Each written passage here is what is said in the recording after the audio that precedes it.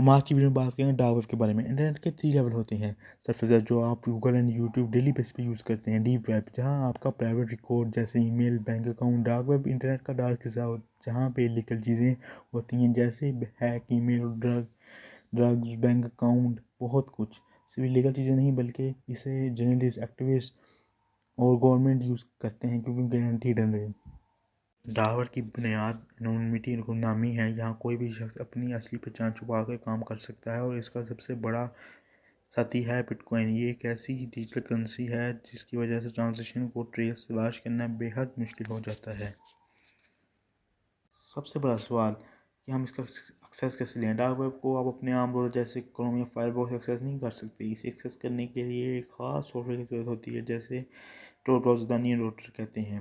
Tour کا کام کیا ہے؟ یہ آپ کے ڈاٹا کو انکرپٹ رازداری کرتا ہے اور اسے دنیا بھر کے مختلف رینڈم سرور یا نوڈ سے گھما کر گزارتا ہے، بالکل پیاز انین کی طرح۔ ہر نوڈ پر ڈاٹا کی ایک لیئر کھلتی ہے، اس لیے اس پروسیس کو انین روٹنگ کہتے ہیں۔ اس طریقے سے یہ پتہ لگانا مشکل ہو جاتا ہے کہ ڈاٹا کہاں سے آ رہا ہے اور کہاں جا رہا ہے۔ ڈارک ویب کی ویب سائٹ عام طور پر .onion ڈومین پر ختم ہوتی ہے جو صرف ٹور براؤزر میں کھلتی ہیں۔ دا کنگ سلک روڈ کی کہانی۔ 2011 میں ڈارک ویب کی تحریک کا سب سے بڑا چیپٹر شروع ہوا۔ سلک روڈ کے نام سے ایک آن لائن مارکیٹ شروع ہوئی جسے روس اوبرٹن نے ڈیڈ پائریٹ روبوٹ DPR کے فرضی نام سے چلایا۔ روس اوبرٹن ایک آزاد خیال لبرٹیرین سوچ رکھتا تھا اور اس نے سلک روڈ کو ایسی جگہ بنایا جہاں حکومت کا کوئی دخل انٹرفیرنس نہ ہو۔ یہ مارکیٹ ڈرگس چوری کی ڈاکومنٹس اور دیگر غیر قانونی چیزیں بیچنے کا سب سے بڑا مرکز بن گئی۔ سب سے بڑا سوال یہ کتنی دیر چلی؟ سلک روڈ فروری 2011 سے اکتوبر 2013 تک یعنی تقریباً 2.5 سال تک چلی۔ اس نے سینکڑوں ملین ڈالرز کا کاروبار کیا۔ مالک کیسے پکڑا گیا؟ روس اوبرٹن کی انونیمٹی کئی چھوٹی غلطیوں کی وجہ سے ٹوٹ گئی۔ سب سے اہم کروشل غلطی تب ہوئی جب اس نے سائٹ کے بارے میں اپنی اصلی ای میل ID کا ذکر کیا۔ FBI اور دوسری لا انفورسمنٹ ایجنسیوں نے اس کی ان غلطیوں کو فالو کیا۔ دا جائنٹ الفا بے۔ لیکن سب سے بڑا سکسیسر الفا بے تھا جو دسمبر 2014 میں شروع ہوا۔ یہ سلک روڈ سے بھی زیادہ بڑا اور منافع بخش پروفیٹیبل بنا۔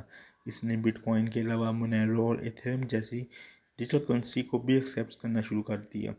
مالک کیسے پکڑا گیا؟ الفا بے نے تقریباً 3 سال تک راج کیا۔ جولائی 2017 میں ایک انٹرنیشنل آپریشن وائنوٹ کے ذریعے اسے مارکیٹ کو بند کر دیا گیا۔